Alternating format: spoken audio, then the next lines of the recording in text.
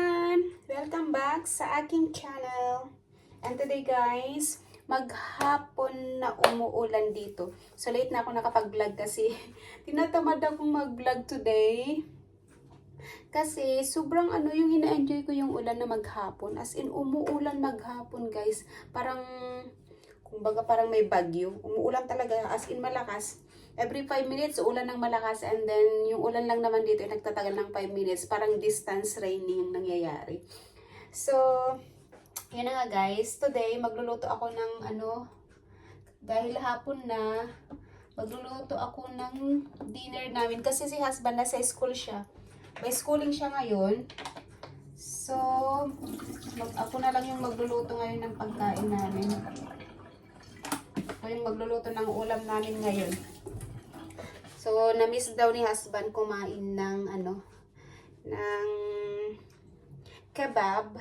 Ayan. Yung kebab meat. Ayan. Ito paborito ko sa Middle East to.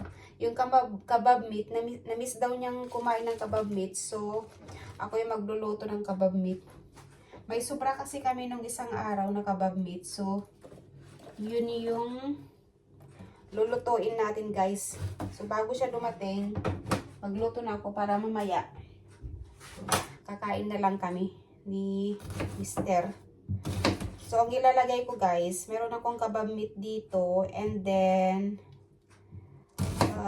lagyan ko siya ng mushroom.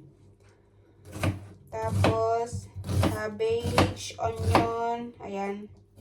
Tomato, basta gisa-gisa na lang guys. Basta maluto lang siya. Ganun na lang guys, ang gagawin natin.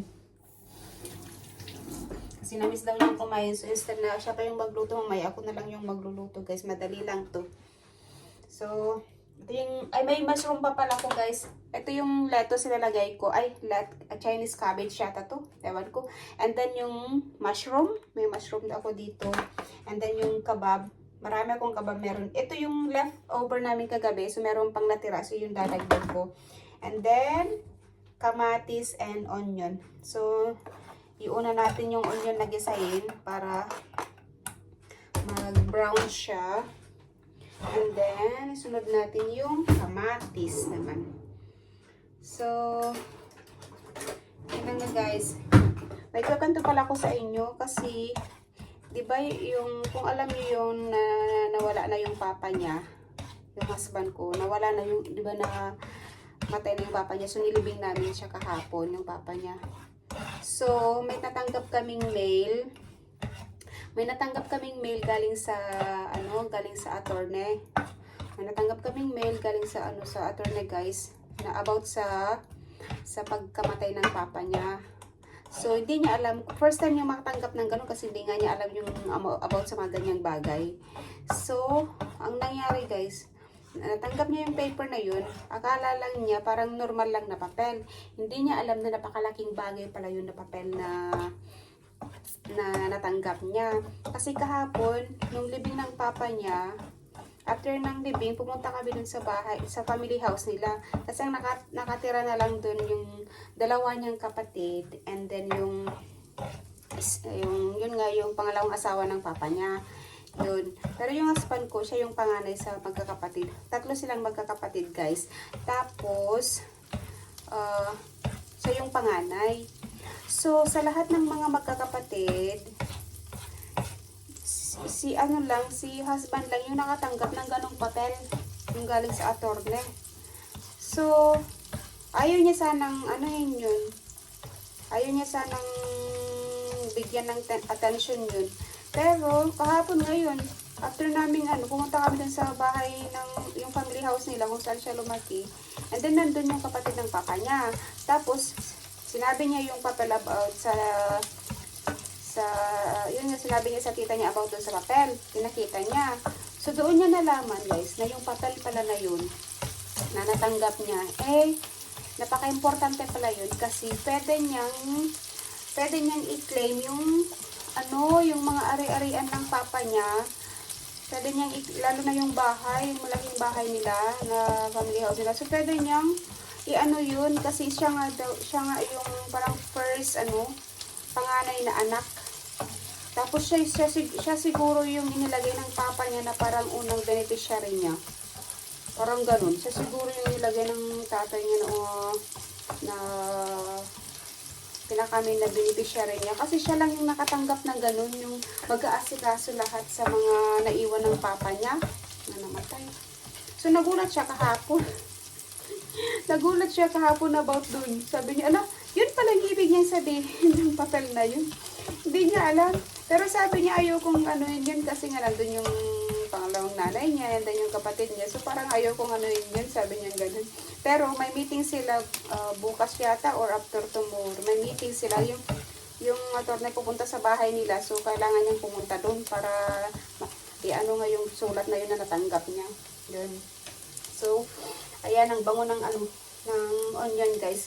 So, meron na rin akong nalutong kanin kasi gusto kong kumain ng kanin. Pakakainin ko sa sabagay ng kanin. And then, yun, uulamin namin yung kabab. Sinabi ko sa kanya, ako na yung magluluto ng dinner namin para pagdating niya, kakain na lang kami. Lalabas ako guys kasi magtatapon ako ng basura. Tatapon ko ng basura. Kasi uminto na yung ulan. So, sabi ko, magtatapon na lang ako ng basura kesa si husband pang magtatapon mamaya. So, yan, parang mahangin. Naku, basang-basa ang paligid. Ang daming tubig. Hangin talaga. Parang may bagyo. Magtatapon ako ng basura para mamaya hindi na. O mamaya hindi, bukas pala. Para bukas. Hindi na kayo magtatapon ng basura. Ganda ng weather guys. As in, mahangin siya pero hindi malamig. So, malapit lang yung tapunan ng basura dito guys. Papakita ko sa inyo. Tapunan ng basura. So, dyan ako magtatapon ng basura. Kita nyo yung yung black and red na yan. Dyan ako magtatapon ng basura guys. Tapon ko yung basura dyan. Tapos may susi yan guys. Hindi ka makakapasok dyan pag wala kang susi. Yung susi, same susi ng bahay. So, nandito na ako sa tapon ng basura, guys. Ganito yung loob niya, guys, oh. May mga box na ganyan, oh, diba? Yan, organized box. Dito, yung parang mga materials na yung parang ano pa yan? Wood pala to. Mga wood yan. Tapos dito, yung nakokompose, yung parang mga gulay, mga ganun. Dito, guys, plastic. Ayan, oh. Plastic yan, plastic. Then dito yung metal ganun. O, by side naman sila. Tapos yan yung newspaper. Tapos dito yung paper. And then paper. So, ito naman yung parang mga battery o bulb ganun guys. So, dahil lang itatapon ko plastic lang. So, dito ako magtatapon. Plastic. So, dito ko tatapon yung aking basura. Yan guys. So, linis diba? So, bye-bye. So, yan guys. Tapon na yung aking basura. And then, uwi na tayo. Ganang weather. Pag bagong ulan, ganda ng panahon guys. Oh. Mahangin pero hindi siya yung hindi siya malamig. Mahangin pero hindi siya malamig. Paghapon ng ulan, ngayon lang lumabas. May pusa din ang cute ng pusa. Oh, pusa. Ayan, so pauwi na. Balik na ako sa bahay guys. Ganda ng weather, oh. May whistle pa ng hangin. Lakas ng hangin, oh. Lakas ng hangin. Yeah? Yes? Yes.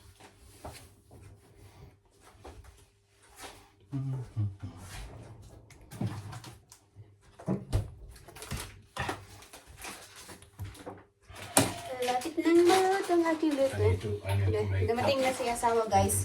Kaya ayan, meeting ko na yung aking lulutuin. What you said? I need to do complimenting in my book. Okay. 4, 4.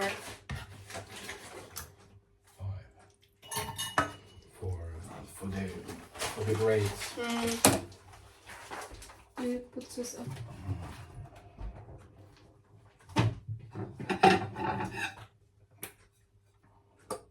You want little rice? Yeah. Huh? Yeah, Little rice? What's that?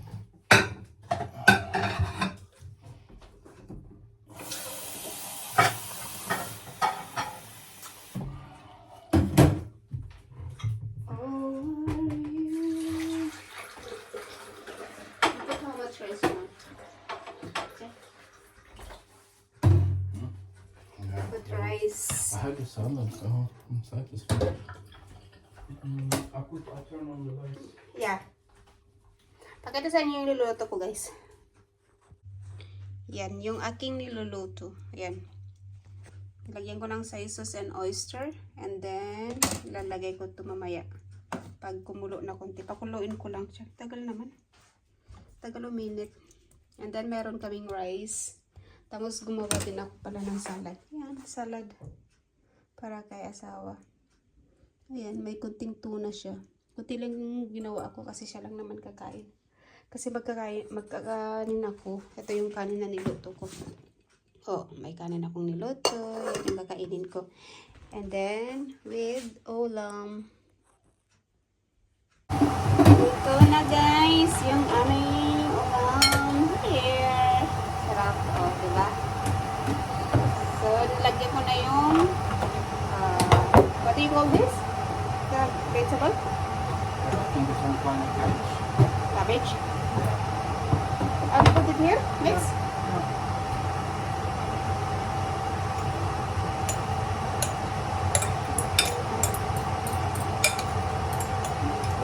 Beetroot, of course.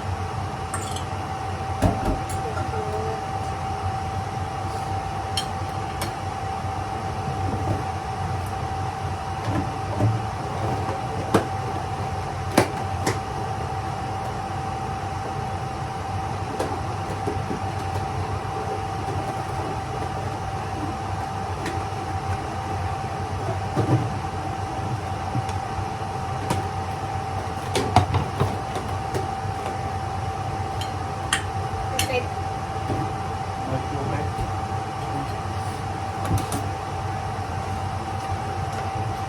You have curry inside? So, what? Did you have curry?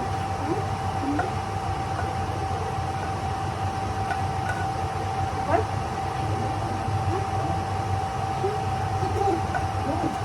You have enough.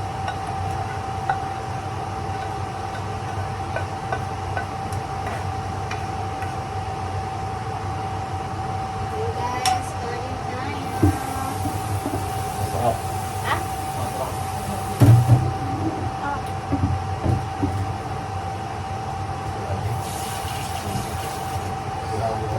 This is my